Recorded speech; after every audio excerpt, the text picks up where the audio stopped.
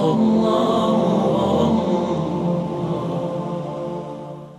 اللہ الرحمن الرحیم الحمدللہ رب العالمین والصلاة والسلام علی سید الانبیاء والمرسلین۔ ناظرین محترم السلام علیکم، سلامتی کا سفر کے ساتھ تسلیم صابری۔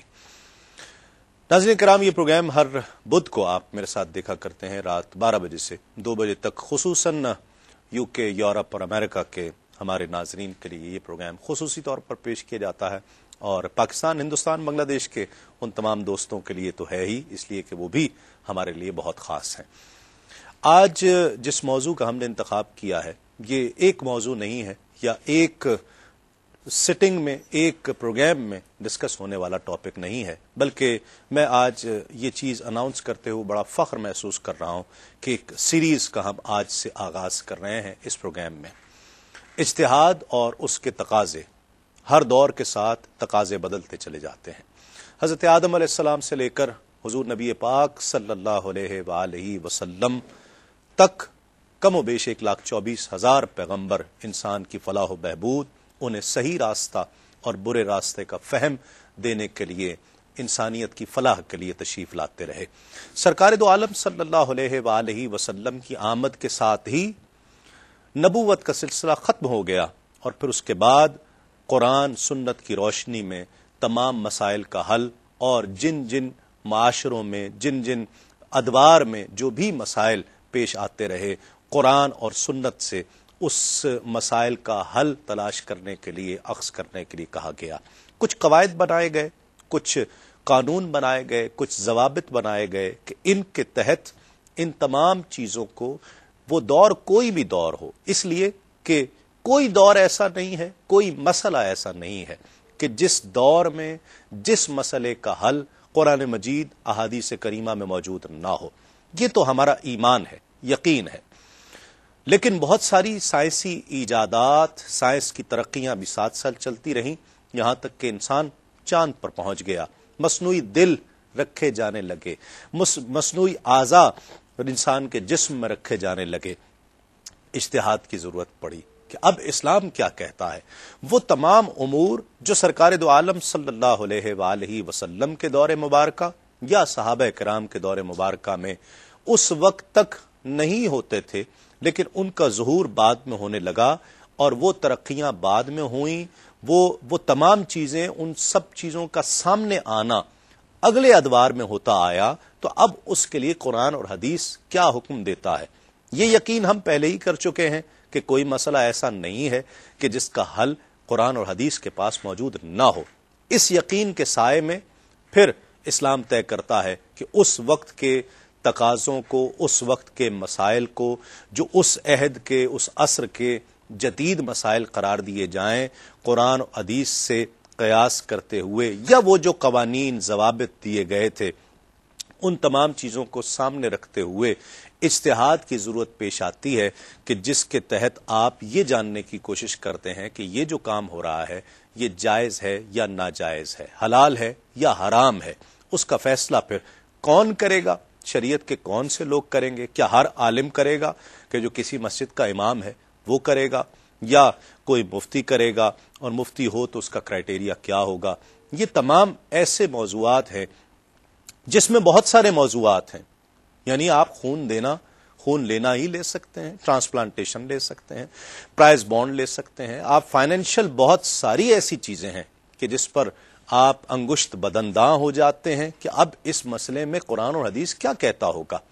ایسے وہ تمام عصر حاضر کے جدید مسائل کے جنہیں زندہ مسائل کہا جاتا ہے، وہ زندہ نہیں ہیں۔ مسائل حل ہونے کے لیے ہوتے ہیں، اور جن کے پاس جنہوں نے قرآن و حدیث کا دامن تھام لیا ہوتا ہے، ان کے لیے وہ مسائل زندہ رہنے نہیں چاہیے ہیں، ان کا حل ضرور ہونا چاہیے ہے۔ تو ناظرین کرام، آج سے ہم اس ایک سیریز کا آغاز کر رہے ہیں کہ جس میں ہم عصر حاضر کے ان جدید مسائل کا حل قرآن اور حدیث کی روشنی میں تلاش کرنے کی کوشش کریں گے، اور اجتہاد کرتے ہوئے۔ تو بنیاد اجتہاد ہوئی۔ آج ہمارا موضوع اجتہاد اور اس کے تقاضے، دور کے تقاضے، عصر حاضر کے تقاضے کیا ہیں، اس حوالے سے انشاءاللہ گفتگو ہوگی۔ ہمارے درمیان تشریف فرما ہے اس بزم کی رونق، بہت ہی خوبصورت انداز گفتگو آپ کا، ممتاز مستند عالم دین فقہ آپ کی اسپیشلائزیشن ہے، آپ اکثر انہیں ٹیلی ویژن پر دیکھتے ہیں اور فقہ کے مسائل کے حوالے سے بہت خوبصورت اور بہت مستند گفتگو کیا کرتے ہیں۔ مفتی محمد ابوبکر صدیق صاحب ہمارے ساتھ تشریف فرما ہیں، خوش آمدید۔ ان کے ساتھ تشریف فرما ہے ایک اور بہت ہی خوبصورت انداز گفتگو کی حامل شخصیت، آپ کراچی یونیورسٹی میں پروفیسر ہیں اور اس کے علاوہ دنیا بھر میں آپ گھومے ہیں، وہاں کے کلچر کو دیکھا ہے، بڑی گہری نظر سے دیکھا ہے، اسلامی معاملات پر، اسلامی تعلیمات پر آپ بڑی گہری نظر رکھا کرتے ہیں۔ جناب ڈاکٹر محمد احمد قادری صاحب، السلام علیکم، خوش آمدید۔ آپ دونوں احباب کا بہت شکریہ۔ آغاز کرتے ہیں، اجتہاد کہتے کسے؟ اعوذ باللہ من الشیطان الرجیم، بسم اللہ الرحمن الرحیم، الحمد للہ رب العالمین والصلاة والسلام علی سید الانبیاء والمرسلین وعلی آلہ واصحابہ واہل بیتہ وذریاتہ اجمعین والعاقبۃ للمتقین۔ قال اللہ تعالی فاسألوا اہل الذکر ان کنتم لا تعلمون، صدق اللہ العظیم۔ اللہ تبارک و تعالی نے ارشاد فرمایا کہ اگر تمہیں علم نہ ہو تو اہل علم سے پوچھ لو۔ تو اہل علم کا کام کوشش کرنا ہے، اور جو آپ نے کوشچن کیا اجتہاد کے بارے میں جو تعریف بیان کی گئی ہے وہ یہ ان الفاظ میں بیان کی جاتی ہے کہ بذل الجہد لادراک حکم شرعی، کسی بھی شرعی حکم کو معلوم کرنے کے لیے اپنی پوری کوشش کرنا، ٹھیک ہے، یہ اجتہاد کہلاتا ہے۔ اب اس کو ایک اصطلاح کی صورت میں لیا جائے تو پھر اصطلاح کے اعتبار سے اس کی بہت ساری صورتیں نکل جاتی ہیں۔ ٹھیک ہے، ایک تو وہ اجتہاد ہے جو ائمہ مذہب نے کیا، جیسے کہ سیدنا امام اعظم ابو حنیفہ، سیدنا امام شافعی، سیدنا امام مالک اور سیدنا امام احمد بن حنبل۔ ٹھیک ہے، پھر ان بزرگوں نے اپنے جو اصول مرتب فرمائے، ان مرتب کردہ اصولوں کے تحت جو اجتہاد کیا جاتا ہے تو وہ بھی اجتہادی کہلاتا ہے۔ ٹھیک ہے، پھر ہمارے یہاں پہ تو تقریباً 8 یا 7 اقسام جو مجتہدین کی بیان کی گئی ہے، لیکن فی زمانہ جس اجتہاد کی ضرورت ہے وہ جدید مسائل کے احکام کا معلوم کرنا ہے کہ ان کا کیا شرعی حل ہے۔ ٹھیک ہے، تو اس اعتبار سے جو شخص بھی اس کے لیے کوشش کرتا ہے ان احکام کو تلاش کرنے کی، تو اس کے اس عمل کو اجتہادی کہا جائے گا۔ ٹھیک، اور فہم میں ٹھیک ہے، ایک تو وہ کون سے اصول ہیں، کون سے ضوابط ہیں کہ جو طے کر دیے گئے، کیا ہم ان اصول اور ضوابط سے باہر نہیں نکل سکتے؟ مطلب اس سوال کو یوں سمجھ لیجئے کہ کیا قرآن اور حدیث سے میں ڈائریکٹلی کوئی چیز اخذ کر سکتا ہوں، اس چیز کو لے سکتا ہوں، کسی مسئلے کو رکھتے ہوئے لے سکتا ہوں؟ بسم اللہ الرحمن الرحیم۔ سب سے پہلے تو میں یہ کہنا چاہوں گا کہ یہ موضوع اتنا اہم ہے کہ اسے زیادہ سے زیادہ لوگوں تک پہنچانا چاہیے، ٹھیک، کیونکہ ایک زندہ موضوع ہے یہ، اور زندہ انسان کا موضوع ہے۔ بالکل، دوسری بات یہ اور ہر کہ خطے میں رہنے والے کا جی موضوع، ہر انسان کا ہے، جی ہاں، جو کوئی بھی شخص جو دنیا میں رہتا ہے اور اگر وہ چاہتا ہے کہ دین کی رہنمائی اسے حاصل ہو تو وہ اس موضوع کو اپنا ہی موضوع سمجھے گا۔ ٹھیک، جو آپ کا بنیادی سوال ہے اس کے متعلق میں یہ عرض کروں گا کہ اجتہاد اگر کتاب و سنت کے خلاف ہے اور اجماع و قیاس کے جو بنیادی اصول ہیں اور جو قرائن، مسالہ مرسلہ اور جو اس کے اصول، اگر ان دائروں میں رہتے ہوئے جو بنیادی احکامات ہیں ان کی پیروی کرتے ہوئے کسی مسئلے کا حل تلاش کریں تو وہ اجتہاد تو علماء کے نزدیک قابل قبول ہے۔ ٹھیک ہے، لیکن اب اجتہاد کے نام پر بعض لوگ کیا کرتے ہیں کہ نہ انہیں عربی آتی ہے، نہ انہیں یہ فرق معلوم ہے کہ فقہ کیا ہے اور اصول فقہ کیا ہے، ٹھیک ہے، تفسیر کیا ہے، اصول تفسیر کیا ہے، لیکن جو ترجمہ انہوں نے پڑھ لیا اور جو حالات و قرائن ان کے ذہن میں آئے اور ایک تصور بن گیا، اس پر جو ان کی رائے بنی اسی کو انہوں نے اجتہاد سمجھ لیا، خواہ وہ متصادم ہو ان بنیادی مبادیات کے جو کتاب و سنت سے متصادم کہلاتی ہے۔ ٹھیک، اس پر مزید گفتگو کریں گے۔ ناظرین کرام، قول یہ نوٹ فرما لیجئے، حضرت مولا علی کرم اللہ وجہ الکریم کا یہ فرمان ہے کہ اگر میرا جوتے کا تسمہ کھو جائے تو میں وہ بھی قرآن سے تلاش کروں کہ وہ کہاں ہے۔ قرآن مجید سے تلاش کرنا، لیکن کون کون کر سکتا ہے؟ بہت خوبصورت گفتگو دونوں احباب نے کی۔ قرآن، حدیث، اجماع، قیاس، یہ چاروں چیزیں کیا ہیں؟ قرآن اور حدیث کو ہم سمجھتے ہیں، اجماع اور قیاس کیا ہے، اور پھر وہ اصول، وہ ضوابط، وہ قوانین، وہ قواعد کیا ہیں کہ جن کو پیش نظر رکھتے ہوئے، جس کی روشنی میں، جس کے دائرہ کار میں ہمیں اجتہاد کی اجازت دی گئی ہے، پھر وہ کون کرے گا۔ یاد رہے کہ یہ ٹاپک ہم نے ڈسکس کیا تھا رمضان میں، لیکن رمضان میں جس طرح کا پروگرام ہم پیش کر پاتے ہیں، جتنے وقت میں کہ اس میں بہت زیادہ ٹیلی فون کالز بھی ہوتی ہیں، اور وہ پروگرام میں تشنا رہ گیا تھا یہ موضوع، ہم کوشش کریں گے کہ آج انشاءاللہ جو سیریز شروع کی جا رہی ہے اس میں سے تفصیل کے ساتھ اس موضوع پر گفتگو کی جائے۔ وقفے کے بعد آپ کی ٹیلی فون کالز بھی پروگرام میں شامل کی جائیں گی۔ لوٹتے ہیں اس یقین کے ساتھ آپ کہیں نہیں جائیں گے۔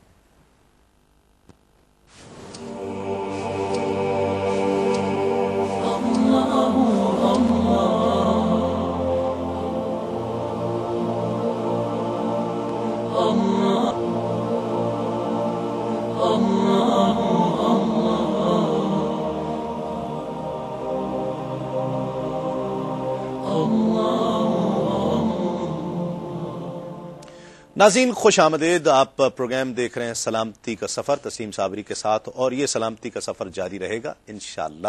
اور اس سلامتی کے سفر نے ایک نیا موڑ لیا ہے، ایک نئے موضوع کے ساتھ، ایک نئے انداز کے ساتھ، جس میں ہم آج کوشش کریں گے کہ آج سے جس موضوع کا آغاز ہو رہا ہے، پہلے تو یہ طے کر لیا جائے کہ قرآن، حدیث، اجماع اور قیاس، یہ چار ذرائع ہیں، یہ کیا کیا ہیں؟ قرآن و حدیث تو ہم سمجھتے ہیں بہت واضح ہے، ٹھیک ہے۔ دیکھیں اجماع کا جہاں تک تعلق ہے تو لفظی اعتبار سے اس کا معنی تو مجتمع ہونا ہے، ٹھیک، اور اصطلاحی اعتبار سے ایک زمانے کے تمام مجتہدین کا کسی ایک مسئلے پہ متفق ہو جانا، کسی بھی زمانے کا، ہاں کسی بھی زمانے کے مجتہدین کا ایک مسئلے پہ متفق ہو جانا وہ اجتہاد کہلاتا ہے۔ اس دور میں تو یہ ممکن نہیں، اس دور میں ممکن نہیں ہے یہ، بلکہ ممکن تھا اسی زمانے میں جب صحابہ کرام رضوان اللہ علیہم اجمعین مدینہ منورہ میں تھے، ٹھیک ہے، اور اس کے بعد جب وہ پھیل گئے مختلف جگہوں پر تو اجماع کی وہ صورت تو نہ رہی، لیکن بہرحال اب اس میں اکثریت کا اعتبار کیا جانے لگا کہ امت کے اکثر مجتہد اگر کسی بات پر متفق ہو جائیں تو وہ اجماع ہی کے حکم میں ہے۔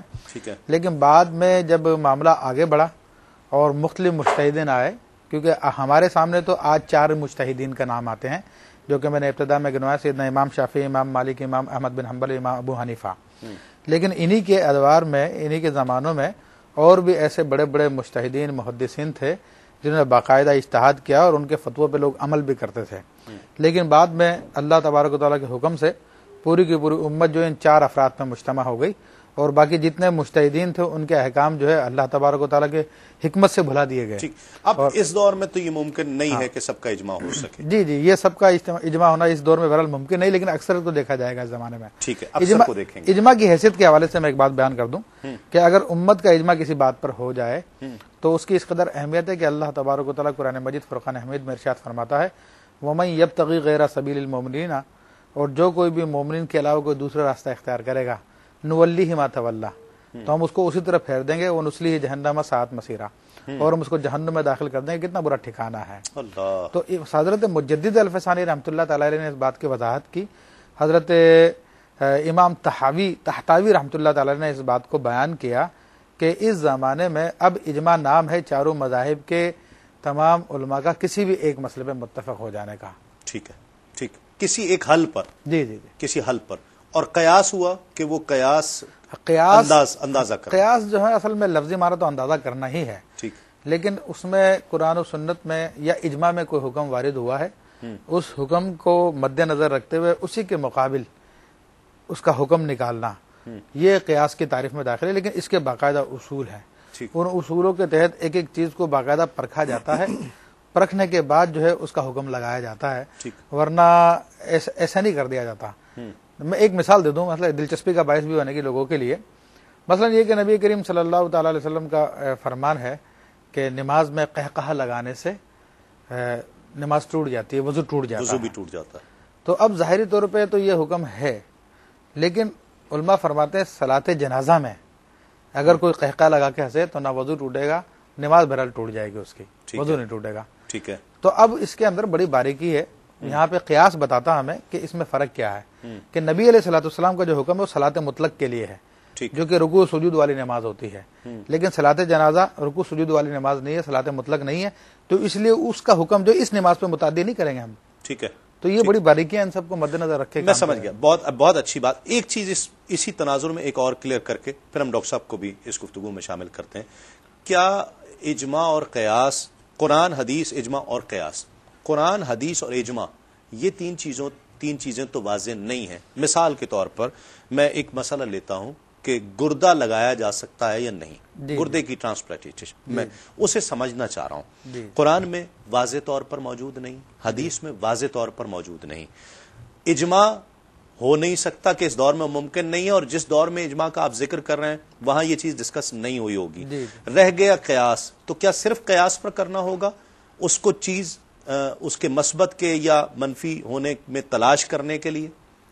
دیکھیں، اس میں قیاس کے حوالے سے بات یہ کہ قیاس جب بھی ہم کریں گے تو یا تو کسی قرآن کی آیت طیبہ کو سامنے رکھ کے کریں گے، ٹھیک ہے، یا کسی حدیث مبارکہ کو سامنے رکھ کے کریں گے، یا اجماع کے کسی ایسے مسئلے کو جو اس سے مشابہ اس کو سامنے رکھ کے کریں گے. مطلقاً عقل کی بنیاد پہ ہم کوئی فیصلہ نہیں کر سکتے، کیونکہ آج کل ہم نے یہ دیکھا ہے کہ بعض لوگ جو ان کی عقل جس چیز کو اچھا کہتی ہے تو کہتے ہیں اس میں کیا حرج ہے، یہ کر لینا چاہیے، یہ تو بہت اچھا کام ہے. مولا کائنات سیدنا علی کرم اللہ وجہ الکریم، جن کی عقل کا ہم اندازہ نہیں کر سکتے، بے شک ان کے علم کا اندازہ نہیں کر سکتے کہ اس زمانے میں زمین کا وزن آپ نے بتا دیا تھا. اللہ، تو کہ جس زمانے میں یہ آپریٹرز نہیں تھے سب کچھ، تو آپ کے علم کی گہرائیوں کو ہم کیا جانیں. آپ فرماتے ہیں کہ دین کا مدار عقل پہ نہیں ہے، دین کا مدار پیروی پہ، اطاعت پر ہے. اگر دین کا مدار عقل پہ ہوتا تو میں مسح، پاؤں کو جو مسح کیا جاتا ہے وہ میں پاؤں کے اوپر سے نہیں نیچے سے کرتا، کیونکہ مٹی وغیرہ تو نیچے لگتی ہے نا انسان کے پاؤں کے. لیکن شریعت جب مسح کا حکم دیتی ہے تو وہ کہتی ہے اوپر سے مسح کیا جائے. تو آپ نے یہ وضاحت کر دی کہ دین کا مدار جو مطلقاً عقل پہ نہیں ہے. تو آج کل ہمارے یہاں پہ جدید جو مجتہدین کہلاتے ہیں جن کو علم نہیں ہے، تو وہ اپنی عقل کی کسی بات کو درست قرار دے تو کہتے ہیں بس جناب یہ تو دین کا حصہ ہو گیا. ٹھیک. اچھا، مجتہد کون ہونا چاہیے، ہم اس پر بات کرتے ہیں. کیا میں نے قرآن مجید کا ترجمہ یا کئی تراجم پڑھ لیے، یا اس سے بڑھ کر میں عربی جانتا ہوں، عربی میری زبان ہے فرض کریں، یا میں نے عربی سیکھی ہے، تو کیا میں اس قابل ہو گیا کہ میں کسی مسئلے کا حل قرآن سے براہ راست لے سکوں؟ دیکھیے، بات بھائی تسنیم صاحب سیدھی سی ہے کہ معیار کیا ہے. جو شخص کسی مسئلے کا حل تلاش کر رہا ہے اس کا خود کا اپنا پس منظر کیا ہے. اگر اس کا پس منظر ان تمام شرائط کو پورا کرتا ہے کہ جس میں مدرسے کا فارغ التحصیل ہونے کے ساتھ ساتھ جو افتاء کے بنیادی اصول اور اس میں پوری طرح سے جس کو آپ کہتے ہیں اجازت اور تخصص، اور ساتھ ہی ساتھ اس کے پاس یہ صلاحیت ہو کہ وہ قدیم اور جدید کے امتزاج کو محسوس کر سکتا ہو، جان سکتا ہو، اور اس پر وہ بات کر سکتا ہو. ٹھیک ہے. مثال کے طور پر میں ایک مثال دیتا ہوں، اور میرا خیال ہے کہ قبلہ مفتی صاحب بھی یقیناً اس کی تائید کریں گے. اب ہدایہ اولین اور آخرین آپ پڑھا دیجئے مدرسے میں، بہت اچھی بات ہے، ماشاءاللہ فقہی کتاب ہے اور پڑھتے ہیں سب، ہم نے بھی پڑھی، ہر ایک نے پڑھی.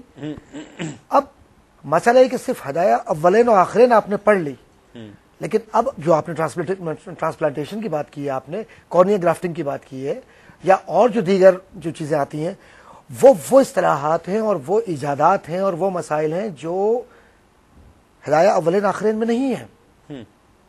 ٹھیک ہے.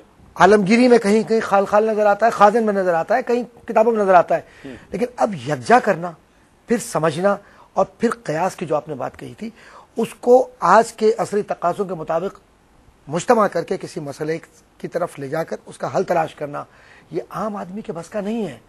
عام آدمی اگر کوئی فقہی کتاب کو پڑھ کر، ترجمہ کو پڑھ کر، نور الرضا کو یا کنز الدقائق کو پڑھ کر یہ کہے کہ میں عالم ہو گیا، تو وہ اس حد تک تو وہ عالم ہو سکتا ہے کہ اس نے اس کتاب کا ترجمہ پڑھ لیا. ٹھیک ہے. لیکن جب استنباط کی بات آئے گی تو اس کے شرائط ہیں، اور اس شرائط کو پورا کرنے کے لیے وہ تمام اصول کہ ایک خاص مدت سے وہ پڑھ رہا ہو، ان تمام ادوار سے گزرا، محض عربی جاننے سے کیا انسان عالم ہو جائے گا؟ نہیں، مجھے یہ بتائیے، کہا تو یہ گیا نا کہ قرآن کو تھام لو، ٹھیک ہے، حدیث کو، سنت کو تھام لو، ٹھیک، یہ کہا گیا نا، اور ایک جگہ اطرت کو تھام لو کہا گیا. ایک قرآن کو تھام لینے سے قرآن کو سمجھنا مقصد ہے نا، اس کا فہم مقصد ہے، یا پھر اس پر عمل پیرا ہونا مقصد ہے. اگر میں نے ترجمہ پڑھ لیا اور کئی تراجم پڑھ لیے تو کیا میں اس کا مطلب نہیں جان سکتا؟ دیکھیے میں یہی آپ سے عرض کر رہا ہوں، یہ اس کے لیے کیا ضروری ہے کہ میں اس کو باقاعدہ تخصص کروں، اسپیشلائزیشن کروں؟ یہ ضروری ہے اور کس وجہ سے؟ جی میں آپ سے عرض کرتا ہوں، بہت اہم چونکہ یہ نقطہ ہے اور اس کو میرا خیال اس پر بات ہمیں کرنی چاہیے۔ ٹھیک ہے۔ مجھے نہیں یاد پڑتا کہ کوئی ایسا دور بھی گزرا ہے کہ جب لوگ قرآن نہ سمجھتے ہوں۔ ٹھیک۔ قرون اولیٰ سے لے کے آج تک ہر دور میں قرآن فہمی ہے لوگوں میں۔ ٹھیک ہے۔ اب ایک سرکل بن گیا ہے دنیا میں، خاص طور پر جو میں نے امریکہ میں دیکھا اور کینیڈا میں دیکھا اپنی آنکھوں سے، میں نے کہ کچھ احباب 20-25 لوگ بیٹھ گئے اور بیٹھنے کے بعد ایک صاحب نے ترجمہ پڑھا اور اس کے بعد بقیہ لوگوں نے اس پر رائے دہی شروع کر دی، اور جب مکمل ہو گیا تو کہا کہ صاحب ہم نے اس سے یہ سمجھ لیا، لہذا اب ایسا کرنا چاہیے۔ ٹھیک۔ کسی بھی اعتبار سے یہ بات قابل قبول نہیں ہے کہ آپ قرآن کو اس طرح سے کہ جو اپنے خواہش اور ارادے کے مطابق پڑھ رہے ہوں، یقیناً پڑھیے، لیکن جب استنباط کی طرف آپ جائیں گے تو اس کے شان نزول، اس کی تراکیب، اس کی اضافتیں، اس کی باریکیاں، اس کے نکات، اس کے سمجھنے کے لیے ایک علم، ایک عمر، ایک وقت اور ایک توجہ، ایپٹیچیوڈ چاہیے آپ کا۔ ٹھیک ہے۔ تو اب ایک تو یہ میں چلے کنسیو کرنے کی بات نہیں اسی بات کو میں آگے بڑھاتا ہوں، ڈاکٹر صاحب کی بات بہت اچھی خوبصورت ہے، اسی کو میں احادیث کی روشنی میں عرض کروں۔ جیسا کہ ایک ٹرینڈ ہے کہ لوگوں نے ترجمہ پڑھ لینے کے بعد وہ تکبر ان کو آ جاتا ہے کہ جناب ہم سے زیادہ قرآن کوئی سمجھنے والا ہی نہیں ہے۔ میں نے خود قرآن میں پڑھا ہے جی، اور وہ کہے گا کہ میں نے خود قرآن مجید میں پڑھا ہے۔ میں نے تو بعض نام لینا مناسب نہیں سمجھتا، ایک صاحب کا یہ قول بھی پڑھا کہ قرآن کو سمجھنے سمجھانے کے لیے کسی مولوی، ملا یا عالم کی ضرورت نہیں ہے، کالج کا پروفیسر کافی ہے، وہ قرآن کو سمجھانے کے لیے، سمجھنے کے لیے کافی ہے۔ معاذ اللہ ثم معاذ اللہ۔ اچھا، اس کی بات میں یہی جاننا چاہ رہا ہوں کہ اس کی بات غلط کیسے ہے؟ غلط ایسے ہے کہ قرآن کا صرف ظاہری جو لفظ ہم معنی پڑھ رہے ہیں وہ صرف وہی کافی نہیں ہے، وہ برحال آپ اپنی زندگی پہ عمل کرنے کے لیے تو ٹھیک ہے، ظاہری موٹی موٹی باتیں ہیں قرآن مجید، فرقان حمید کی، کہ قرآن مجید ہر عقل رکھنے والے انسان کے لیے ہے، ٹھیک ہے، اس سے ہر انسان فائدہ اٹھا سکتا ہے، لیکن جس کیٹیگری کے بارے میں ہم بات کر رہے ہیں وہ اجتہاد کی کیٹیگری ہے، اور اس کے حوالے سے احکام کا استنباط ہے جو کہ ایک عالم کا کام ہے۔ اللہ تبارک و تعالیٰ نے قرآن میں جب فرمایا کہ تم اہل علم سے پوچھ لو، تو اس میں اہل علم کی تخصیص کی، یہ نہیں کہا کہ کسی سے بھی پوچھ لو، جس کو عربی آتی ہے اس سے پوچھ لو۔ نبی کریم صلی اللہ تعالی علیہ وسلم وہ ہیں کہ جن پہ وحی نازل ہوئی، اور صحابہ کرام رضوان اللہ علیہم اجمعین جن کی زبان عربی تھی، اور وہ صحابی کہ جو عرب کے اندر ماہر خطیب تھے، فصیح اللسان تھے، سیدنا عمر فاروق رضی اللہ تعالیٰ عنہ۔ بخاری شریف میں ان کے بارے میں آتا ہے، حضرت عبداللہ بن عمر رضی اللہ تعالیٰ عنہ روایت کرتے ہیں کہ میرے والد نے نبی علیہ الصلوۃ والسلام سے سورہ بقرہ کی تفسیر 8 سال میں سیکھی ہے۔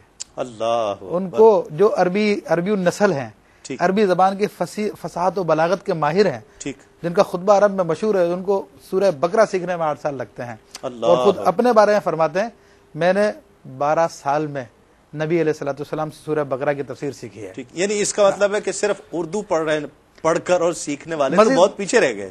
جی مزید میں اور وضاحت اس میں ایک حدیث بیان کر دوں، اور جو آج کل کا ٹرینڈ جو ڈاکٹر صاحب نے بیان کیا ہے، اگر ایک اجازت دیں تو میں ناظرین کو یہ بتا دوں کہ ٹیلی فون لائنز آپ کے لیے کھولی جا رہی ہیں، بلکہ میں نے بتا ہی دیا کہ ناظرین آپ کے لیے ٹیلی فون لائنز کھولی جا رہی ہیں۔ اب آپ اس پروگرام میں شامل ہو سکتے ہیں، اس لیے کہ ہم بنیادی گفتگو کر چکے ہیں۔ اب آپ کے سوال و جواب، سوال بھی پروگرام کا حصہ ہوں گے، زینت ہوں گے۔ جو سوالات آپ کے ذہن میں آ رہے ہیں اس بہت ہی اہم موضوع کے تعلق سے اب آپ کر سکتے ہیں۔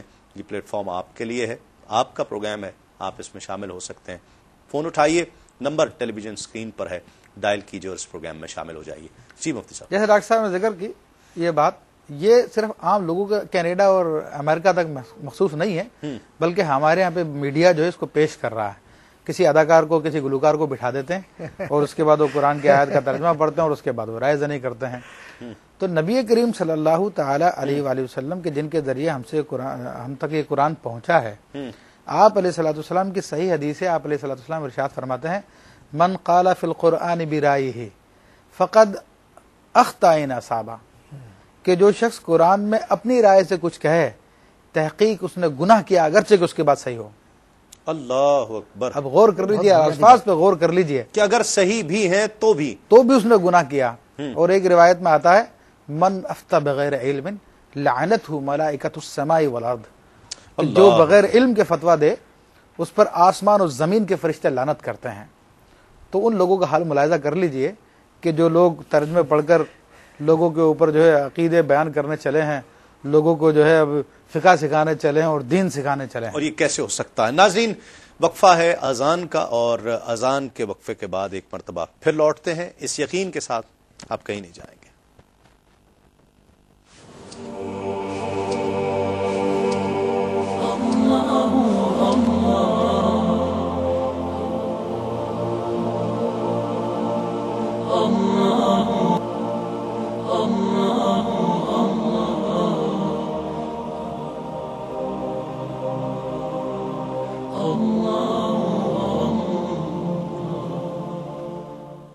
ناظرین خوش آمدید. آپ پروگرام دیکھ رہے ہیں سلامتی کا سفر تسلیم صابری کے ساتھ.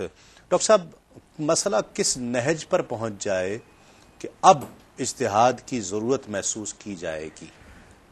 بات بڑی سادہ سی یہ ہے کہ ہر دور میں تبدیلیاں آتی ہیں، ٹھیک، تغیرات بھی ہیں.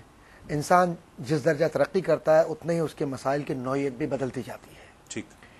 کل کا انسان کچھ رہا، لیکن آج کا انسان جو ہے 100 سال بعد کچھ اور ہوگا. وہ اس تمام صورتحال میں بہت بنیادی ذمہ داری ان مسلمانوں کی جن کی براہ راست خواہشات اس بات سے متصل ہوں کہ وہ دین کے معاملات کو سنجیدگی کے ساتھ سمجھنا چاہتے ہیں، وہ علماء کرام کے سامنے زانو ادب طے کریں.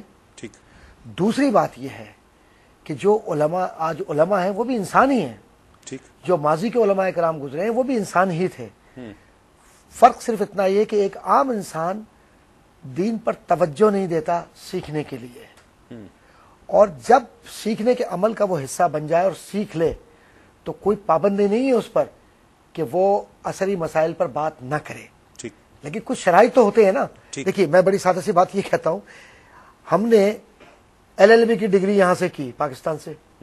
اب جناب کوئی آدمی کینیڈا چلا گیا، امریکہ چلا گیا، برطانیہ چلا گیا، وہ LLB کو تسلیم تو کر رہے ہیں، ساتھ ہی ساتھ وہ یہ کہہ رہے ہیں کہ جناب اپنا ریفریش کورس کیجئے اور ساتھ میں ہماری جو بنیادی جو وہ ریکوائرمنٹ ہے وہ پوری کر لیجئے، امتحان میں اپیئر ہو جائے.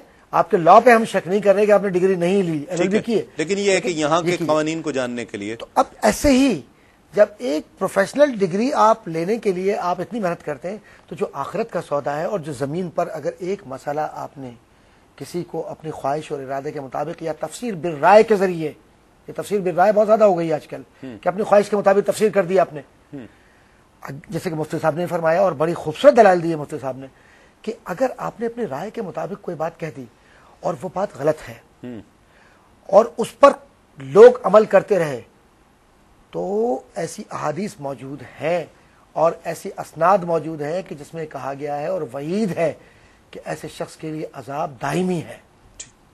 اس لیے ہمیں احتیاط، یعنی ایک طرف یہ ہو سکتا ہے نا کہ میں اپنے آپ کو ظاہر میں یہ دکھانے کے لیے میں بہت بڑا علامہ ہوں، بہت بڑا اسکالر ہوں، تو لفاظ تو میں ہو سکتا ہوں، میں عالم نہیں ہو سکتا. دیکھیے عالم ہونے میں جو بنیادی شرائط ہیں وہ کوئی ریووک نہیں کر سکتا، اس کو ایون علامہ صاحب بھی نہیں کر سکتے، کوئی مفتی اعظم بھی نہیں کر سکتے. اس لیے نہیں کر سکتے کہ وہ اصول ہیں، آپ ان کو ریووک نہیں کر سکتے. آج یہ ہوتا ہے کہ 4 کتابیں نہیں، 1.5 کتاب بھی نہیں پڑھی پوری، اور فعل یفعل فعلن پڑھا اور کہا کہ میں عالم بن گیا، علامہ بن گیا، اور ظاہری کچھ چیزیں کچھ جمع کر لی، کچھ اصطلاحات، کچھ انگریزی، کچھ عربی کی تھوڑی کچھ اصطلاحات استعمال کر لی، کچھ کلیات یاد کر لیے اور کہا کہ صاحب عالم ہو گئے. نہیں، مطلقاً ان چیزوں سے مسائل پیدا ہو رہے ہیں، اور اس کی اسپیشلائزیشن ریکوائرڈ ہے، وہ تخصص ہم بات کر چکے ہیں. میں تو یہاں تک معاملہ ہے کہ 8 سال مجھے QTV پر پروگرامز کرتے ہوئے ہو گئے اور بہت چھوٹے چھوٹے مسائل جن کا حل میں جانتا ہوں، میں نے درجنوں بار ان علماء کرام سے، مفتیان کرام سے، مفتی ابوبکر صاحب سے، مفتی اکمل صاحب سے میں نے سنے ہیں.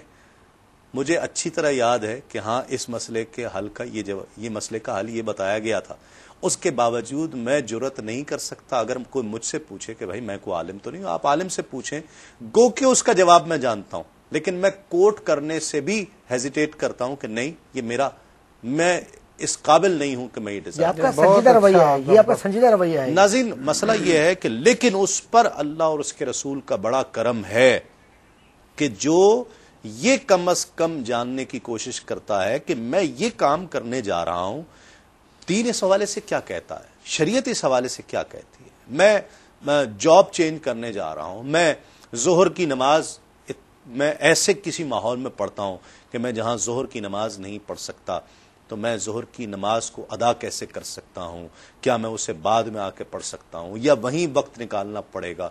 کسی بھی چھوٹے سے چھوٹے معاملے میں جب انسان یہ تجسس کرنا شروع کر دیتا ہے، اس تشویش میں لاحق ہو جاتا ہے کہ شریعت اس حوالے سے کیا کہتی ہوگی، قرآن حدیث اس حوالے سے کیا کہتا ہوگا، میں یہ سمجھتا ہوں کہ یہ اللہ اور اس کے رسول کا بہت بڑا کرم ہو جاتا ہے اس پر. اور بہت سے ایسے لوگ ہیں کہ جن کی ٹیلی فون کالز ہمیں پروگرامز میں بھی آتی ہیں کہ ہم یہ جاننا چاہتے ہیں، یہ جاننا چاہتے ہیں. ہم ان کے سوالات سن کر حیران ہو جایا کرتے ہیں کہ لوگ ایسے بھی سوچتے ہیں کہ سوچنا چاہیے ہے. جو بنیادی ارکان ہیں، نماز، روزہ، حج، زکوٰۃ، اس میں بھی کچھ تبدیلیاں آئی ہیں وقت کے ساتھ اور اجتہاد کی ضرورت پڑی ہے. دیکھیں اس میں اصل جو عبادات ہیں ان میں تو کوئی تبدیلی نہیں ہے، لیکن موقع کے اعتبار چھوٹی موٹی اس طرح کے جیسے جہاز پر نماز کیسے جی اسی اعتبار سے میں کر رہا ہوں. جہاز پہ نماز ہے، چاند پہ نماز ہے، اور بہرحال نبی علیہ الصلوۃ والسلام کے ظاہری حیات طیبہ میں تو کشتی بھی نہیں تھی جو استعمال نہیں کی گئی تھی، تو اس کے حوالے سے نماز کے مسائل ہیں. اور پھر جس طرح کہ آج میڈیا سامنے آ گیا تو تصویروں کے معاملے سے ایک خاص حکم ہے، تو ٹیلی ویژن کی تصاویر کا کیا حکم ہوگا. یہ پھر اسی نماز کے اندر لاؤڈ اسپیکر کا استعمال ہے اور اس کے آواز کو دیگر جگہ تک پہنچانے کا استعمال ہے. سارے کے سارے بہرحال اس میں آ جاتے ہیں جس کے بارے میں اجتہاد علماء نے کیا بھی ہے. اور اس میں البتہ یہ ضرور ہے کہ علماء کی رائے مختلف رہی ہے، بعض کے دلائل مختلف رہے ہیں، بعض کے جواز کے، بعض کے ناجائز کے، تو بہرحال اس میں ضرورت بہرحال پیش آئی ہے اس حوالے سے. ٹھیک ہے، لیکن جو اس کے اہل ہیں وہی اجتہاد کریں، جو غیر اہل ہیں وہ کون ہے؟ اجتہاد کے اہل لوگ کون ہیں اور اس کا کرائیٹیریا کیا ہے؟ دیکھیں اجتہاد کے اہل لوگ، اس کا کرائیٹیریا اس کو ہم مختصر لفظوں میں کہیں تو اس کو قرآن مجید فرقان حمید کی تمام نصوص کا علم ہو کہ قرآن مجید فرقان حمید میں کیا اللہ تبارک و تعالی نے حکم دیا ہے، کون سا حکم ناسخ ہے، کون سا حکم منسوخ ہے. کیونکہ ناسخ و منسوخ بھی ایک زبردست علم ہے. مولا کائنات سیدنا علی کرم اللہ وجہ الکریم کو ایک شخص کو مسجد میں خطاب کرتے ہوئے دیکھا آپ نے، تو آپ نے اس سے فرمایا کیا تمہیں قرآن کے ناسخ و منسوخ معلوم ہے؟ تو اس نے کہا نہیں. تو آپ نے فرمایا نکل جاؤ ہمارے مسجد سے، جب تمہیں یہی نہیں معلوم تو کیا خطاب کرو گے، کیا لوگوں کو باز کرو گے. اس کو ناسخ و منسوخ معلوم ہے. پھر اس آیت کے بہت سارے معنی ہوتے ہیں، پھر اس کے معنی سے اخذ کرنے کے لیے بڑے اس کے اندر یعنی فقہی اصول ہوتے ہیں. ان اصولوں کے اعتبار سے عبارت النص ہوتی ہے، ظاہر النص ہوتی ہے اور اقتضاء النص ہوتا ہے. یہ سارا کا سارا معاملہ دیکھ کے حکم نکالا جاتا ہے، ان چیزوں سے آگاہی ہو. پھر نبی علیہ الصلوۃ والسلام کی احادیث کی بات آتی ہے تو احادیث میں ضعیف ہے، حسن ہے اور صحیح ہے، ان سارے کے سارے مراتب کو جانتا ہو. پھر احادیث میں بھی ناسخ و منسوخ پائے جاتے ہیں، ان کو بھی وہ جانتا ہو. پھر احادیث مقید ہوتی ہے، مطلق ہوتی ہے. تو کس حدیث کو اندر ایک حدیث میں مطلق حکم آیا، اس کو اس کا مقید نہیں معلوم تو وہ اپنی طرف سے چھوڑ دے گا ایک فتویٰ اس کے اوپر. میرا اندازہ یہ کہتا ہے، اسی طرح میری عقل یہ کہتی ہے. اسی طرح قیاس کا ہے. قیاس جب ہم کسی مسئلے کو کرتے ہیں اس کا مقیس اور مقیس علیہ دیکھا جاتا ہے.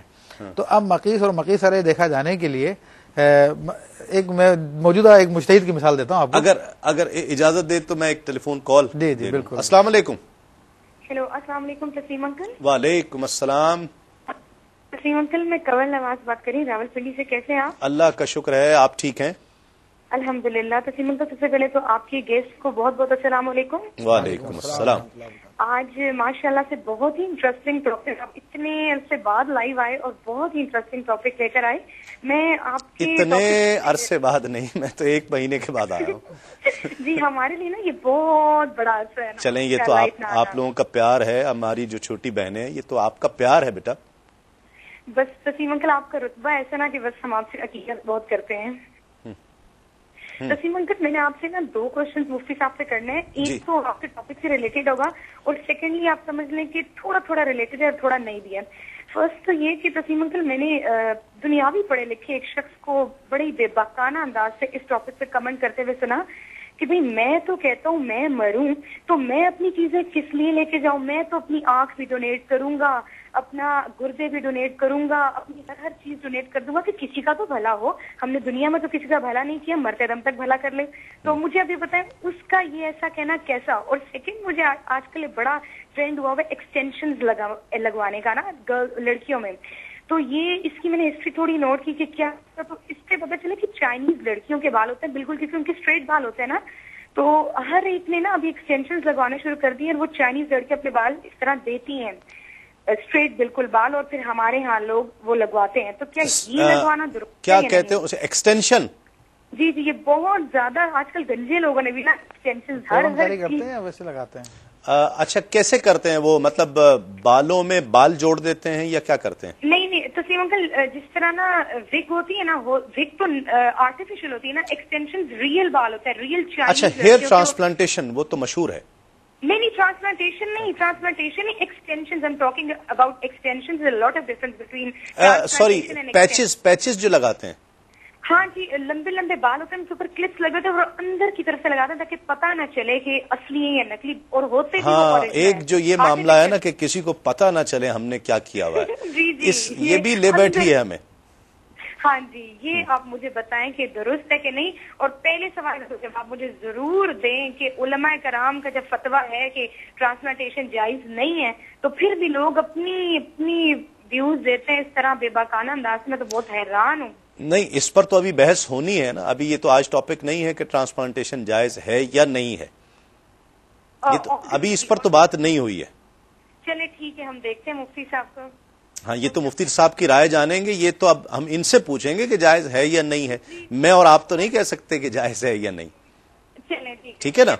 ہاں اس کا بالکل آپ کو جواب دیں گے. جو باقی آپ کا سوال ہے انشاءاللہ وہ بھی پوچھیں گے. کیا کہتے ہیں مفتی صاحب؟ وہی پچھلی گفتگو شروع کروں یا ان کے سوال کے جواب سے؟ میرا خیال ہے کہ آپ پہلے ان کا جواب دے دیں. دیکھیں وہ پیچز لگانے کے بارے میں جو بات آئی ہے اس کے بارے میں صریح حدیث ہے نبی کریم صلی اللہ علیہ وسلم کی، لعن اللہ الواسمۃ والمستوسمۃ، اللہ کی لعنت ہے بال لگوانے والی پر اور لگوانے والی پر. ٹھیک ہے. تو جو بھی اس طرح سے اپنے بال لگواتا ہے، یعنی وگ لگائے یا ویسے بالوں کو جڑوا لے، تو اس پہ اللہ کی لعنت ہے. یہ تو نبی علیہ السلام کی واضح حدیث ہے. تو اس میں مفتیان کرام کیا کہتے ہیں؟ اسے حرام کا درجہ دیتے ہیں، مکروہ تحریمی کا درجہ دیتے ہیں، مکروہ کا درجہ دیتے ہیں؟ یوں سمجھ لیے کہ حرام اور مکروہ تحریمی ایک ہی چیز ہے، آخرت کے اعتبار سے ان کو حکم میں فرق پڑ جائے گا. ٹھیک ہے. تو یہ بالکل حرام ہے، مکروہ تحریمی ہے اور ممنوع ہے نبی علیہ السلام کی اس واضح حدیث کی روشنی میں. یہ جائز ہے یا ناجائز ہے؟ انسان کی فلاح کا، انسانیت کا درد لے کر اس طرح کی گفتگو کرنا، یہ پاکستان کا ٹریڈیشن میرا خیال ہے کہ پاکستان اور ہندوستان، بنگلہ دیش جیسے ممالک میں تو اب پڑا ہے. یہ ٹریڈیشن باہر کے ممالک میں آپ نے بہت زیادہ دیکھا ہوگا، اس سے بہت پہلے ایسا ہے، اور یہ ہم نے وہیں سے لیا ہے شاید. اصل بات یہ ہے کہ یہ جو مسائل ہیں جن پر ابھی بات کی، اور یہ ہماری بہن نے بھی، انہوں نے بھی فون میں جو بھی بات کی ہے کچھ دیر پہلے، ہر معاشرے کا مسئلہ الگ ہوتا ہے. اور ظاہر ہے کہ علماء کرام کے جو طبقات ہیں وہ واضح اپنی آراء کتاب و سنت کے مطابق دے چکے ہیں، اور اس میں تفصیلی طور پر جب آپ آئندہ پروگرام کریں گے انشاءاللہ تو اس میں آئے گی یہ چیزیں. لیکن ایک بات یہ طے ہے کہ آج کے دور میں یہ مسائل بڑھ رہے ہیں، اور اس میں علماء کرام کو بہت ہی زیادہ توجہ کے ساتھ ان لوگوں کو جو بہت زیادہ باریکی کے ساتھ مسائل کو سمجھنا چاہتے ہیں انہیں مطمئن کرنا ہوگا. جی. اور اگر آپ مطمئن نہیں کرتے تو اس کا نتیجہ یہ ہوتا ہے کہ صرف ہم نے کچھ بیان کر دیا اور سننے والے نے سن لیا، اس کے بیچ میں کیا ہوا کہ وہ مس کمیونیکیشن آتی ہے. اس مس کمیونیکیشن کا فائدہ وہ لوگ اٹھاتے ہیں جن کا تعلق اسلام سے نہیں ہوتا، یا تھوڑے سے ذرا سے کچھ اپنے آپ کو ماڈرنائز کرتے ہیں. تو وہ کہتے ہیں کہ دیکھیے صاحب، ہمیں تو یہ کہہ کر یہ کہہ دیا گیا صاحب یہ ناجائز ہے، اس کا جواز نہیں دیا گیا کہ اس کا جسٹیفیکیشن کیا ہے. لہذا چونکہ لاجیکل جسٹیفیکیشن اس میں نہیں آ رہا اور ہمیں یہ کہہ دیا گیا آپ چپ ہو جائیے بس اتنا ہی کافی ہے، تو اس کے نتیجے میں کیا ہوتا ہے کہ جو کمزور عقیدے کے لوگ ہیں، کمزور ذہن کے نوجوان ہیں، نوجوانوں میں زیادہ یہ وسوسہ پیدا کیا جاتا ہے، تو وہ آہستہ سے نکل کر اس طرف چلے جاتے ہیں جہاں پر عقل کی بنیاد پر فیصلے شروع ہو جاتے ہیں، اور وہیں سے وہ بہت بڑا سوالیہ نشان اور شعوری جو جہل ہے وہ پروان چڑھتا ہے. اس لیے علماء کرام کی یہ بنیادی ذمہ داری تھی، ہے اور رہے گی کہ وہ بہت ہی توجہ کے ساتھ نوجوانوں کو خاص طور پر جب سمجھائیں تو ان کو ان کے معیار کے مطابق جا کر سمجھائیں. کیونکہ نوجوان نہ عربی جانتے ہیں. میں ان چیزوں کو ان معاشروں سے بھی جوڑنا چاہتا ہوں کیونکہ یہ پروگرام خاص طور پر ان لوگوں کے لیے پیش کیا جا رہا ہے کینیڈا، امریکہ، یو کے، یورپ، ان لوگوں کے لیے جو خاص طور پر یہ پیش کیا جا رہا ہے کہ وہاں کے مسائل ہمارے ہاں سے بہت مختلف ہیں کہ شاید یہاں کے لوگ اس کا تصور ہی نہیں کر سکتے. عید جیسے بقرہ عید ہے وہاں پر بہت مختلف انداز سے کہ سلاٹر ہاؤسز بنے ہوئے ہیں، وہاں پہ وہ دے دیں گے کس طرح ہو رہا ہے، کیا ہو رہا ہے. یہ جانور تک نہیں دیکھتے، وہ تو پیسے دے دیے، آپ الاؤڈ نہیں ہے کہ آپ اندر جائیں. بہت سی جگہوں پر تو ایسے بھی ہے وہ خود ہی جو کچھ بھی انہوں نے بہت ساری ایسی چیزیں ہیں کہ جو وہاں سے. میں یہی آپ سے کرنا چاہتا ہوں کہ دیکھیے پاکستان میں چونکہ ماشاءاللہ نظام معاشرت ہمارے گھروں کا اسلامی ہے، جو بچے باہر پروان چڑھ رہے ہیں، میں سارے بچوں کی بات نہیں کر رہا، لیکن میں نے جن کا مطالعہ کیا اور جن نوجوانوں کے ساتھ رہنے کا اتفاق ہوا مجھے اور پوچھنے کا، سمجھنے کا، پڑھانے کا انہیں، آپ یقین جانیے کہ دو چیزیں ان کے یہاں بہت اہم ہیں. ٹھیک ہے. ایک تو بڑی مشکل سے مطمئن ہوتے ہیں،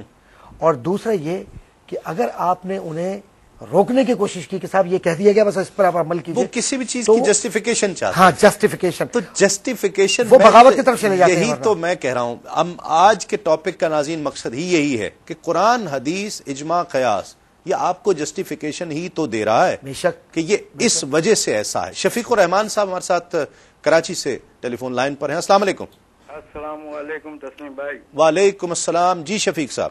احمد صاحب کو سلام، باقی اپنے مولانا صاحب کو سلام. وعلیکم السلام. کیا اصل کہیں؟ میں سوال صرف اتنا سا ہے کہ جو دینی تعلیم ہے اس وقت وہ بیسیکلی اختیار کو اختیار نہیں کرا رہی، وہ اختیار جواز کو اختیار کرا رہی ہے. اس کے وہ چھوٹی سی مثال دوں گا کہ رمضان میں ڈاکٹر محسن بیٹھے تھے، ایک صاحب نے سوال کیا کہ میں نے پیسے جمع کرائے بینک میں اور اس سے سود آیا، تو ڈاکٹر محسن نے اس آدمی کو کہا کہ جو سود آ گیا اس سے خیرات کرتے ہیں. یہ بیسیکلی دینی تعلیم میں اختیار کو اختیار کرنے کا ہمیں سبق کوئی نہیں دے رہا. بیسیکلی فی زمانہ ہمارے پاس چیلنجز اتنے ہیں کہ ہم ان کو صحیح جواب دینے کے بجائے جواز کا اختیار پیدا کر رہے ہیں. یہ ہے سب سے بڑا مسئلہ. اس کو اگر منیمائز نہ کیا گیا تو مذہب میں کنفیوژنز بڑھتی چلی جائیں گی. آپ چاہتے ہیں کہ کسی بھی چیز کو جسٹیفائی کیا جائے؟ نہیں، جسٹیفائی نہیں کیا جائے. ایکچولی آج جو جواز پیدا کیے جا رہے ہیں نا، مثلا سودی نظام کے لیے جو نیا نظام آیا ہے، بیسیکلی ہم لوگ پڑھے لکھے لوگ ہیں، اسٹیٹ بینک کے ہوتے ہوئے کبھی بھی کوئی یہاں مسلم جو میزان بینک یا یہ سودی نظام وہی ہے جسے صرف رد و بدل کیا گیا ہے. مطلب آپ کیسے کہتے ہیں یہ بات؟ سر یہ تو آپ یہاں اسٹیٹ بینک کے رولز میں پڑھ رہا ہوں اور اسٹیٹ بینک کے لوگوں سے بات کی ہے، وہ کہتے ہیں کہ ایسا ہی ہے. یہ جواز پیدا کیے گئے. میرا خیال ہے کہ شاید اس میں ہم علماء کی رائے لیں. ہاں، بہتر ہے علماء کی رائے لیں کہ ایکچولی اختیار کو اختیار. اب بات یہ کہ اللہ نے، میں صرف ہو سکتا ہے لمبی ہو جائے کہ اللہ نہیں آپ کہیے شفیق الرحمان صاحب کہ آپ کا پلیٹ فارم ہے. اچھا، آپ ضرور ہدایت دے. اگر آپ بس کوئی بھی نام لیے بغیر آپ اپنا موقف ضرور بتائیے. اللہ ہدایت دے یہ ہم کہتے ہیں، تو کیا دین مکمل نہیں ہوا؟ جب ہدایت اگر نہیں ملے گی تو میں تو جو کچھ کر رہا ہوں کہ سزا و جزا کا تو کوئی جواز ہی نہیں رہا. اہدنا الصراط المستقیم کا معنی بھی ذہن میں رکھیے گا. جی سر. اہدنا الصراط المستقیم پڑھتے ہیں نا ہم بھی آپ بھی. نہیں، وہ ایک چیز ہے، ایک لفظ ہے کہ اللہ رزق حلال دے یا اللہ رزق حلال میں مدد فرما. پہلے آپ ارادہ تو کرو، اختیار تو دیا نا، خلیفہ بنا کے آپ کو بھیجا ہے نیچے، وہ بھی تو ہے نا. اور ایک جگہ یہ ہے کہ وہ کہتا ہے شیطان نے جب آواز دی کہ جی میرے. اچھا میں آپ سے یہ پوچھنا چاہتا ہوں، جس طرح آپ کہہ رہے تھے کہ قرآن و حدیث میں ہم تو آج جس موضوع پر بات کر رہے ہیں نا، ایک مثال کے طور پر جس طرح آپ نے سودی نظام کا یا بینکنگ کا ذکر کیا، آپ کیا یہ یقین تو رکھتے ہیں نا کہ شریعت میں قرآن، حدیث، اجماع، قیاس یہ جو 4 اصول بتائے گئے ہیں، قرآن اور حدیث میں اس کا آلٹرنیٹ حل موجود ہے؟ ہم تلاش کر پائے ہیں یا نہیں کر پائے؟ یہ تو آپ مانتے ہیں؟ ہاں، یہ بات یہ ہے کہ اس وقت جو لفظ اب اجماع ہے، ایکچولی ہمارے پاس اس وقت معذرت کے ساتھ اجماع کرنے والے موجود نہیں ہیں. ٹھیک ہے، ٹھیک، قرآن و حدیث میں تو ہے، سب کچھ ہے نا، دنیا تک رہے گا. اچھا، برحق ہے. اس کا آلٹرنیٹ بینکنگ سسٹم کا آلٹرنیٹ موجود ہے؟ یہ مانتے ہیں آپ یہ دیکھیں، میں آپ کو ایک چھوٹی سی مثال دیتا ہوں. شفیق بھائی، مجھے شفیق صاحب وقفہ لینا ہے. میں آپ سے جو پوچھ رہا ہوں کہ یہ یقین تو رکھتے ہیں نا آپ، تو آپ آنے والے میرے پروگرام ضرور دیکھیے گا. ایوری ویڈنسڈے یہ پروگرام رات کو 12 بجے میں آپ کو دعوت دیتا ہوں، خصوصی طور پر شفیق الرحمان صاحب آپ کو، کہ آپ یہ پروگرام ضرور دیکھیے گا اور اس پروگرام میں ضرور شامل ہو جائیے گا. جب ہم بینکنگ سسٹم پر بھی بات کریں گے تو آپ کی رائے میں ضرور لینا چاہوں گا. اس پروگرام میں بھی انشاءاللہ ایک مختصر سے وقفے کے بعد لوٹتے ہیں، اس یقین کے ساتھ آپ کہیں نہیں جائیں گے. ڈاکٹر حنیف سعید صاحب اکثر پروگرامز میں ہمارے پروگرامز کی رونق رہتے ہیں. روشنی پروگرام میں اکثر آپ تشریف لایا کرتے ہیں. السلام علیکم. جی وعلیکم السلام. ڈاکٹر صاحب کیسی طبیعت؟ طبیعت اللہ کا شکر، بہت اللہ کا احسان ہے. جی بڑا اچھا پروگرام چل رہا ہے، بہت اچھا موضوع کا آپ نے انتخاب کیا ہے، آرگن ٹرانسپلانٹیشن.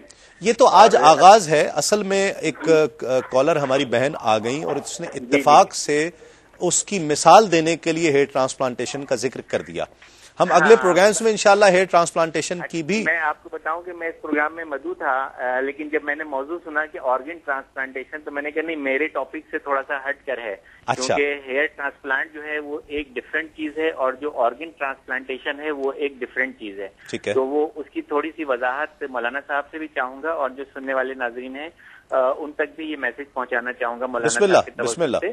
جیسے کہ مولانا صاحب نے بھی کہا کہ جو وگ جو لگانے کا جو ہے وہ خلاف شرع ہے یا سنت کے خلاف ہے، اور اس کے بارے میں ایک حدیث جو انہوں نے جو ہے وہ فرمائی.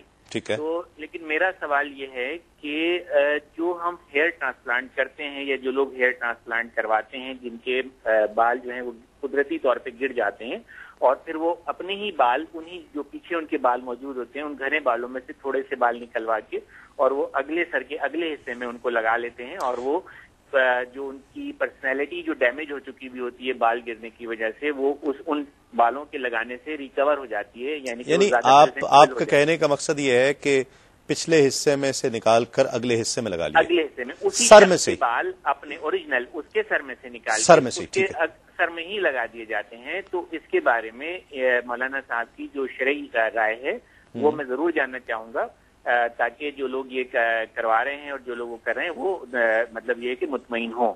اور اس میں ایک چیز اور مطلب میں تھوڑا سا اس کے حوالے سے جاؤں گا کہ ایک آیت میں شیئر کرنا چاہوں گا.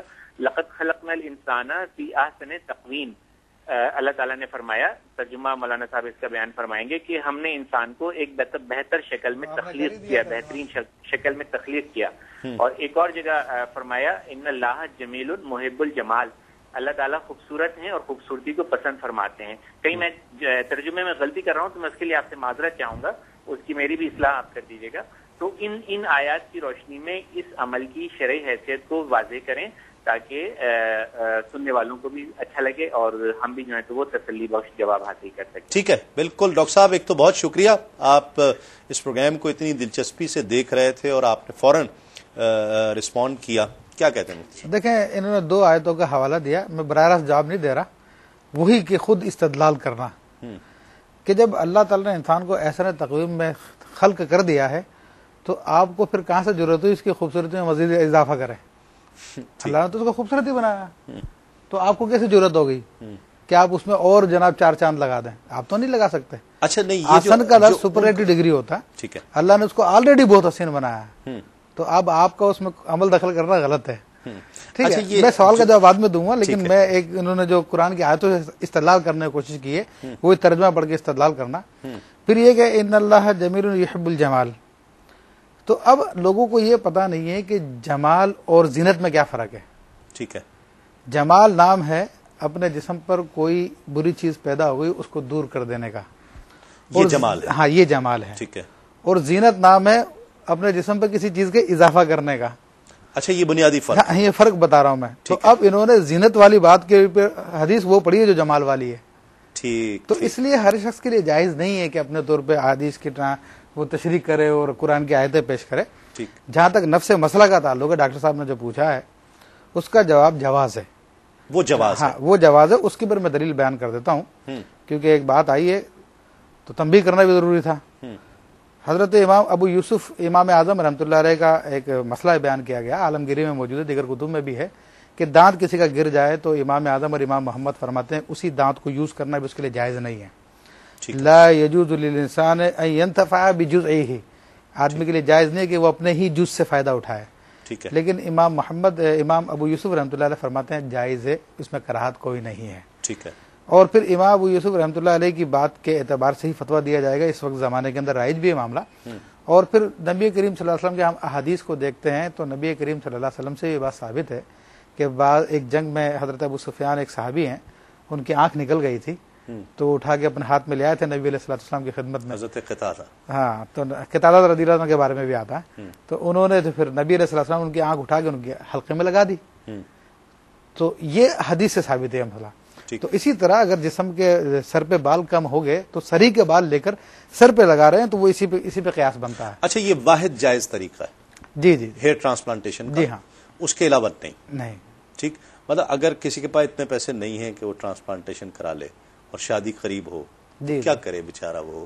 دیکھیں اس میں تو پھر صبر سے کام لینا پڑے گا، کیونکہ یہی بات جو آپ نے کہی نا بیچارہ کیا کرے گا، نبی علیہ الصلوۃ والسلام نے اس کا جواب دیا. مسلم شریف کی روایت ہے کہ ایک عورت نبی علیہ الصلوۃ والسلام کی خدمت میں حاضر ہوئی اور عرض کی کہ یا رسول اللہ صلی اللہ علیہ وسلم میری بیٹی کی شادی ہے. اب تو بیچارے کی بات کر رہے ہیں، بیچاری کو بڑی زینت کی ضرورت ہوتی ہے اور اس کے لیے باقاعدہ پہلے عورتوں کے لیے بیوٹی پارلر بنے تھے، اب تو ہر مرد بھی جانے لگے. مردوں کے لیے سنت زیادہ ہو گئے ہیں اب تو زیادہ ہو گیا ہے. تو وہ نبی علیہ الصلوۃ والسلام کی خدمت میں جب آ کے عرض کی کہ میری بیٹی کے سر میں بال نہیں ہے، کیا میں یہ بالوں کا گچھا لگا دوں اس کو؟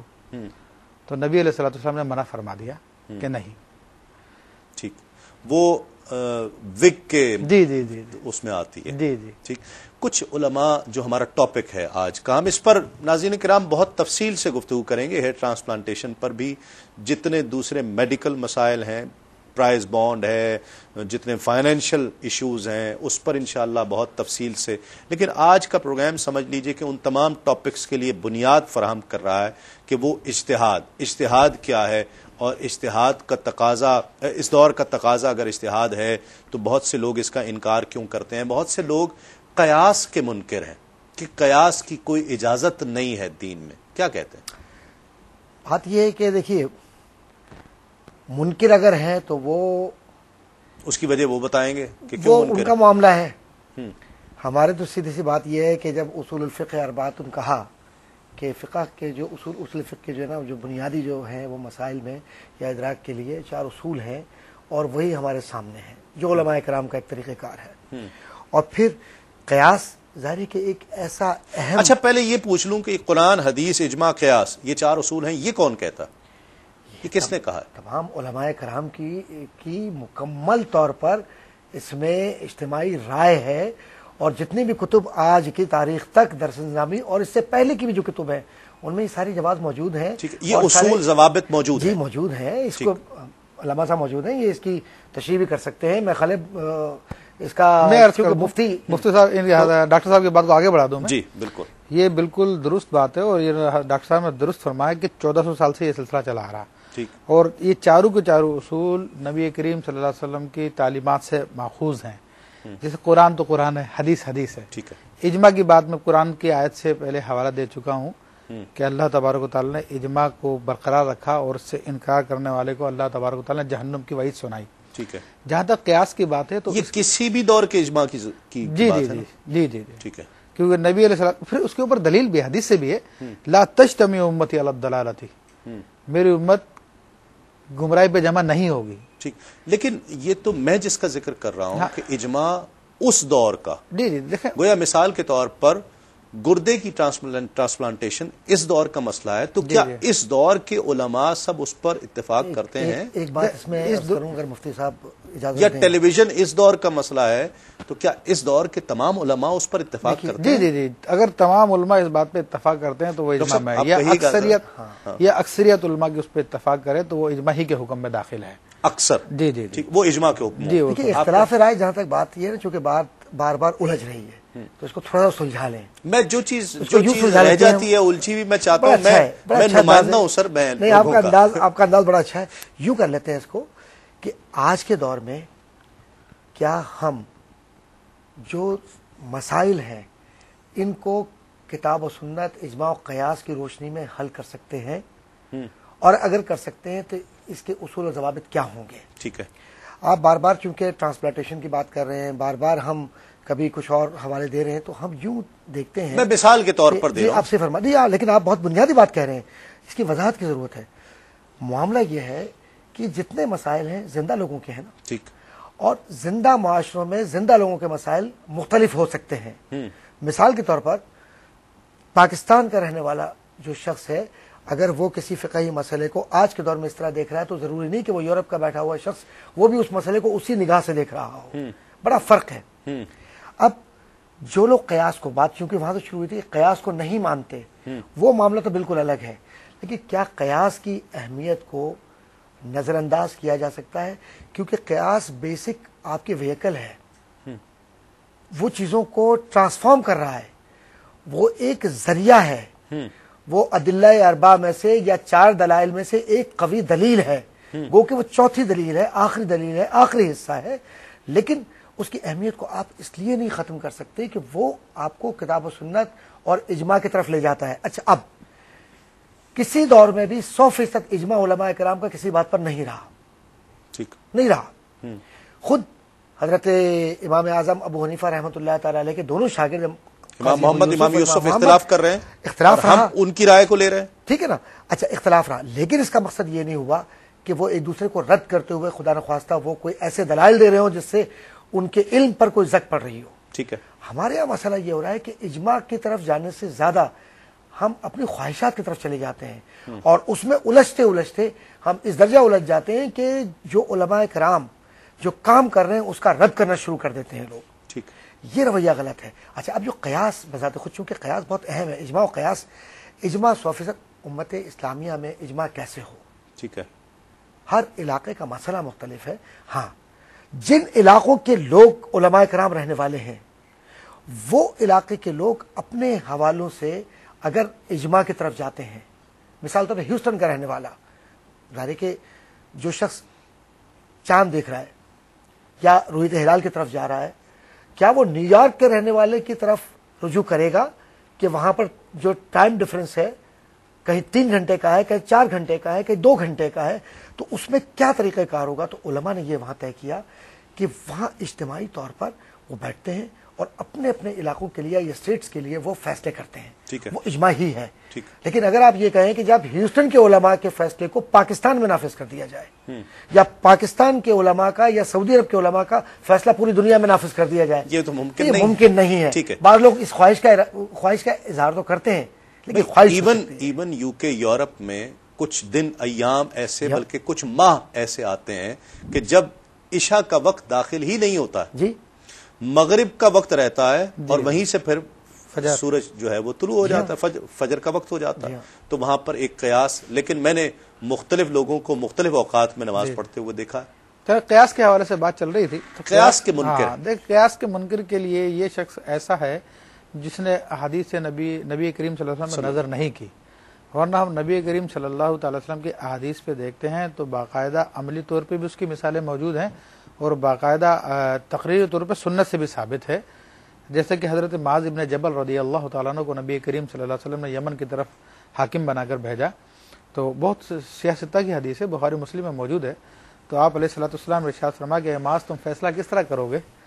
تو عرض کی کہ یا رسول اللہ صلی اللہ علیہ وسلم کوئی بھی مسئلہ ہے تو قرآن سے تلاش کروں گا. فرمایا اگر اس میں نہ پاؤ تو فرمایا کہ پھر میں سنت نبی صلی اللہ علیہ وسلم کو دیکھوں گا. فرمایا کہ اس میں نہ پاؤ تو پھر آپ نے ارشاد فرمایا کہ پھر میں قیاس کروں گا، میں اپنی رائے سے اس مسئلے کا حل نکالوں گا. قیاس سرکار دو عالم صلی اللہ علیہ وسلم کا فرمان ہے، اور یہ سنت کہلاتا ہے. یہ سنت قولی بھی ہے نبی علیہ الصلوۃ والسلام کی، اور تقریری بھی ہے. جب معاذ ابن جبل نے کہا نبی علیہ الصلوۃ والسلام نے انکار نہیں فرمایا تو سنت تقریری ہے، بلکہ سرکار خوش ہوئے. ہاں، خوش ہوئے باقاعدہ، اور دعا کی ان کے لیے. پھر خود نبی کریم صلی اللہ علیہ وسلم نے قیاس کی تعلیم دی. یہ نسائی شریف کی روایت ہے کہ ایک نبی علیہ السلام حج کا موقع ہے، ایک عورت نبی کریم صلی اللہ علیہ وسلم کی خدمت میں آئی اور عرض کی کہ یا رسول اللہ صلی اللہ تعالیٰ علیہ وسلم کہ میرے والد صاحب حج کا ارادہ کرنا چاہتے تھے، حج کرنا چاہتے تھے، لیکن ان کا انتقال ہو گیا، تو کیا میں ان کی طرف سے حج کروں؟ تو نبی کریم صلی اللہ علیہ وسلم نے ڈائریکٹ ان کو جواب ہاں یا نہیں دیا. فرمایا اگر تمہارے والد پہ کوئی قرضہ ہوتا کیا تم ادا کرتی؟ تو اس نے کہا بالکل ادا کرتے. اس پر آپ نے بات ختم فرما دی. صحیح. تو اب حج کے آپ نے خود قیاس کی تعلیم دی نبی کریم صلی اللہ تعالی علیہ وسلم نے, تو قیاس بالکل ثابت ہے, قرآن و سنت سے ثابت ہے. البتہ جو غلط قیاس لوگ کرتے ہیں اور ان کو قیاس کے اصول نہیں معلوم ہوتے کہ مقیس کیا اور مقیس علیہ کیا ہے, ٹھیک, تو وہ غلطی اصول اگر معلوم ہو اس پر اگر غلطی ہو جائے تو وہ ایک الگ معاملہ ہے. جی جی جی. لیکن اصول ہی معلوم نہیں ہے اور وہاں پر قیاس کرنے کی کوشش کی جا رہی ہے تو پھر پیاس ہی پیاس رہ جائے گی, قیاس کہاں رہے گا, مانی جائے. میں ایک تو بہت شکریہ ادا کرتا ہوں, آج بہت اچھی بنیاد رکھی گئی اور آگے یہ بنیاد جو ہے مفتی صاحب انشاءاللہ اگلے پروگرامز کے لیے ہمیں بہت فائدہ مند ثابت ہوگی. ہم اس پروگرامز اس ایپیسوڈ کی طرف لوٹا کریں گے جب بھی کسی مسئلے پر ہم گفتگو کریں گے. تو جو اس ایپیسوڈ میں گفتگو ہوئی ہے تو اگر آپ یہ نہ بھی دیکھ سکیں تو لوگوں کو کہیں یوٹیوب پر دیکھیں یا فیس بک پر جوائن کیجئے سلامتی کا سفر کے پیج کو, سلامتی کا سفر وتھ تسلیم صابری, آپ جوائن کر سکتے ہیں, وہاں اپنی آراء کا اظہار کر سکتے ہیں. آج کا یہ پروگرام یقیناً فائدہ مند ہوگا اور اسی پروگرام کی طرف ہم لوٹا کریں گے کسی ریفرنس کے لیے کہ اس پروگرام میں یہ کہا گیا تھا. تو آج کا اس پروگرام میں میں بہت شکر گزار ہوں مفتی محمد ابوبکر صدیق صاحب کا, ڈاکٹر محمد احمد قادری صاحب کا. ناظرین کرام, یاد رہے کہ جہاں اصول قرآن, حدیث, اجماع اور قیاس یہ 4 ذرائع ہوں گے, انہی کی روشنی میں قرآن مجید, احادیث کریمہ کی روشنی میں اجماع کو تلاش کرتے ہوئے اور قیاس کرتے ہوئے, صحیح قیاس کرتے ہوئے ہم کسی مسئلے کا حل جان سکیں گے. وہ مسئلہ کتنا ہی جدید ہو قرآن مجید سے باہر نہیں ہو سکتا ہے, احادیث کریمہ سے باہر نہیں ہو سکتا. اسی یقین کے ساتھ یہ سیریز چلے گی اب پروگرامز کی. لیکن یاد رہے حضرت امام شافعی رضی اللہ تعالی عنہ نے حضرت امام ابو حنیفہ سے اختلاف کیا اس مسئلے پر کہ رفع یدین کرنی چاہیے. حضرت امام اعظم امام ابو حنیفہ رفع یدین نہیں کیا کرتے تھے. اختلاف اس قدر تھا کہ رفع یدین کرنے چاہیے کہ دونوں ہاتھ اٹھانے چاہیے نماز کے دوران, جبکہ حضرت امام ابو حنیفہ کی تحقیق اس کے خلاف تھی. حضرت امام شافعی نے استاد ہونے کے باوجود اس سے اختلاف کیا, لیکن جب امام شافعی حضرت امام ابو حنیفہ کے مزار پر جایا کرتے تھے تو اپنی تحقیق کے مطابق نماز نہیں پڑھا کرتے تھے. لوگوں نے ان سے پوچھا کہ کیا بات ہے حضرت, آپ کی تو اپنی تحقیق ہے اور آپ کے بہت سے فالوورز ہیں جو آپ کو فالو کرتے ہیں, آپ کی پیروی کرتے ہوئے رفع یدین کیا کرتے ہیں, آپ یہاں آ کر خود رفع یدین نہیں کرتے. کہا کہ میں اتنے بڑے امام کی بارگاہ میں آؤں اور اپنی تحقیق سے نماز پڑھوں, مجھے شرم آتی ہے. میں آج اتنے بڑے امام کے پاس آیا ہوں.